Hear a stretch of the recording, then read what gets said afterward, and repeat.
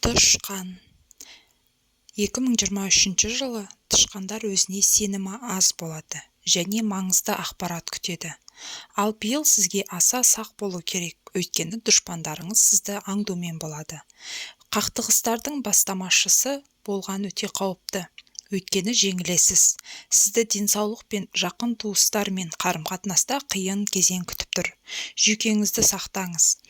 Жаратылысыңыз жарқын адам болғандықтан, сіз әрқашан ел назарын өзіңізге көп аударасыз. Бірақ бұл кезеңде ерекшеленбеген дұрыс. Ұжымда жұмыс істеу сізге тиімдірек болады.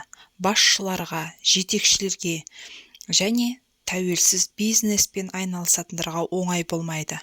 Сапарға шығуыңыз мүмкін. Көптеген адамға көшу мен тұрғын үй жағдайындағы елеулі өзгерістер перспективасы ашылады.